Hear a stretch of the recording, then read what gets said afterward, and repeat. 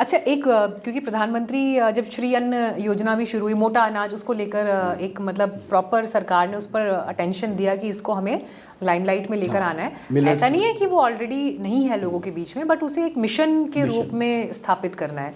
तो मोटा अनाज हेल्थ के लिहाज से किसको आप कैसे रेकमेंड करेंगे, अगर कुछ टिप्स उसको लेकर हैं तो? देखो, मोटा अनाज जो है ना जी, बहुत बेटर है, बहुत गुड है, लेकिन आज के यंग बच्चे उसकी तरफ ध्यान दे रहे हैं, पर वो कहते हैं कुछ बना बनाया परोस दो हमें।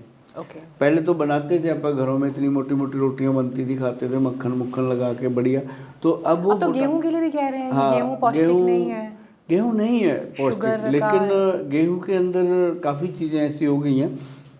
पर मैं कहता हूँ कि बाजरा, जौ, रागी, ये तीनों को ले लो, मान लो आप 100 ग्राम ले लो, 300 ग्राम हो गया, और इसके अंदर 100 ग्राम चना मिला के 400 ग्राम हो गया, उसके अंदर 400 ग्राम आप डाल दो कनक, बराबर मिक्स कर लो। क्योंकि जो कनक है ना जी, गेहूं जो है वो अगर हम नहीं लेंगे तो हमारे मसल वीक हो जाते हैं, तो वो लेना चाहिए, और उसका कोई नुकसान भी नहीं है अगर मिक्स करके आप लेते हो। आपने जो बताया कि एक बहुत बड़े मेकअप फील्ड से जुड़े हुए व्यक्ति हैं, तो चलिए उनका तो आप नाम नहीं बता रहे, लेकिन वैसे आपको इतना समय हो गया इस क्षेत्र में काम करते हुए, ऐसे सेलिब्रिटीज हैं जो घरेलू नुस्खे बहुत प्रयोग करते हैं और सुपर फिट हैं, या कुछ लोगों के उदाहरण जैसे अगर आप देना चाहें यहाँ पर, ताकि और लोग इंस्पायर फील करें? जैसे मैं पंजाब से आता हूँ, मेरा एक शो चलता है सुभाष गोयल हेल्थ शो।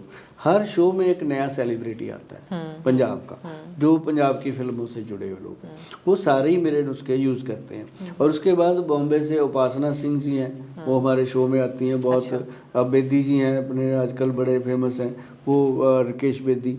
और एक और बताऊँ मैं, अपने भारती मैडम हैं जो कपिल शो में कॉमेडियन, वो दोनों हस्बैंड वाइफ बहुत अच्छा अपना यूज़ करते हैं। और वो अभी उनके काजू पैदा हुआ है तो कहते हैं गोयल साहब आपकी जड़ी बूटियाँ खा के काजू बन गया।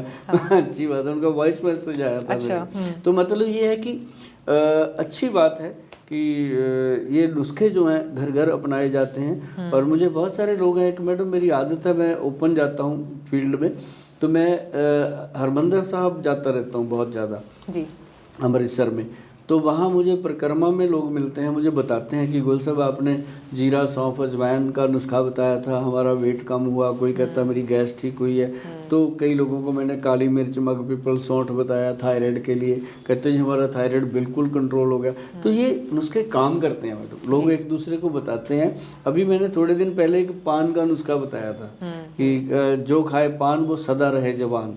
तो मैंने वो नुस्खा बताया था कि एक पान लो, ध्यान से सुनना मैडम, आपके भी बहुत काम की चीज़ है, बॉडी में कैल्शियम बनेगा, ताकत आएगी। और उसके अंदर मैंने कहा था कि कैल्शियम के लिए चूना और थोड़ा सा कत्था लगाओ हड्डियों को मजबूत करने के लिए। उसके ऊपर एक लौंग रखो, सौंफ रखो, सुपारी डालो, और फिर उसमें गुलकंद डालो। पहले गुलकंद नहीं डाली थी, आज आपके साथ बैठे हैं तो गुलकंद डालते हैं। तो गुलकंद डालो तो वो ग्लोरी पान बनता है, उसको लपेटो और खा लो।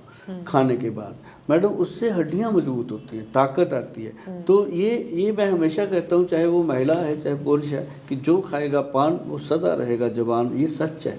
और ये ऐसे नुस्खे मैं अक्सर शेयर करता रहता हूँ। आज तो इसीलिए आपसे बहुत सारी बातें करनी है। इवन मैं जो कुछ अपने पॉइंट्स रेडी करके लेके आई थी, एक बड़े लोगों ने, मैंने क्योंकि कहा कि अच्छा किसी और के भी कुछ विचार हैं तो सवाल इकट्ठे कर लिए जाएं और आपसे पूछ लिए जाएं।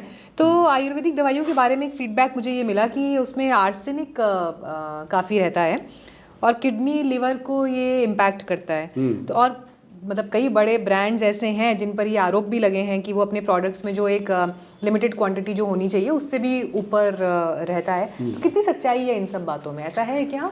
देखो, जो सच में आयुर्वेद है उसमें तो ऐसा कुछ नहीं है, क्योंकि बट इन प्रोडक्ट्स में मतलब तय सीमा से ज़्यादा है, ऐसा है क्या? बहुत सारी कंपनियां करती हैं, लेकिन मैं आपको बताऊं मैडम, हमारी कंपनी वैद्यवान, मैं कहता हूँ जिस पे वैद्यवान लिखा गया उसमें प्योरिटी और क्वालिटी के साथ कंप्रोमाइज़ नहीं हो सकता।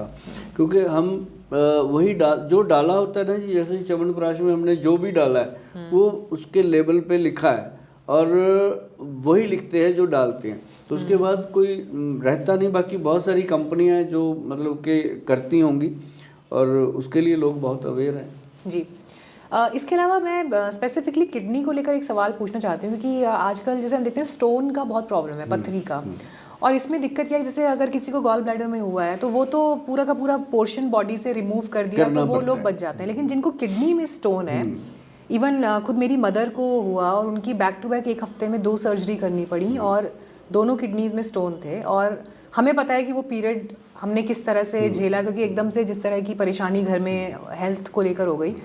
अब लेकिन दिक्कत क्या है, उसके बाद जब 1 महीने के बाद उनका दोबारा से रूटीन चेकअप हुआ, स्टोन्स फिर से बन चुके थे। और मैंने बाद में जब इसके बारे में थोड़ा और पढ़ना शुरू किया, लोगों से बात करनी शुरू की, तो ये घर घर की समस्या हो रखी है आज की तारीख में। और स्टोन्स का जो ये यूनिवर्स है कि किसके अंदर टेंडेंसी ज़्यादा है कि स्टोन्स बनने ही बनने हैं, ऐसे लोगों के लिए आप मतलब क्या एड्रेस करना चाहेंगे उनकी प्रॉब्लम? मैंने ना बहुत देर पहले बताया था कि एक ना पौधा आता है। अब देखो कब वो पौधा बना होगा, कब हमारे पूर्वज ऋषि मुनि ने उसको पहचाना होगा, उसका नाम रखा गया है पत्थर चट। जी जी जी, हाँ ये भी, हाँ इसका सुझाव दिया गया है। हाँ। पत्थर चट वो मैं हमेशा बताता हूँ कि वो एक तो अपने घर में लगा के रखो, उसके 1-2 पत्ते रोज ऐसे चटनी की तरह पीस के खा जाओ। क्योंकि किडनी जो है अपने बॉडी के अंदर ये छलनी है, जो हम पानी पीते हैं, कोई भी खाते हैं, उसका पानी का जो भाग है वो उसमें से छन के बाथरूम के रास्ते निकलता है। तो जो उसके अंदर गंदगी मैल है वो फंस जाती है, निकलते रहते हैं, चलते रहते हैं। लेकिन जिसका किडनी का फंक्शन वीक होता है उसमें स्टोन ज़्यादा बनते हैं, तो उनके लिए ये जो पत्थर चट है ये प्रेशर करता है। साथ में इसके अंदर हम बोलते होते हैं कि नशादर वगैरह है, उसको भी ले सकते हो। और सबसे बेटर है कि पथरी अगर किडनी में बन रही है तो किसी भी नियर बाय आयुर्वेदिक डॉक्टर की सलाह लें। बहुत अच्छे ऐसे नुस्खे आते हैं, अश्मरी गज केसरी आता है और बहुत सारी चीज़ें हैं जो वो आपको गाइड कर सकते हैं। लेकिन अगर आपको लगता है कि हम इससे बचे रहें तो आप घर पे इस प्लांट को लगा के रखो जिसका नाम है पत्थर चट। ये पत्थर को चाट देता है और इसके 1-2 पत्तियाँ रोज़ लेनी चाहिए।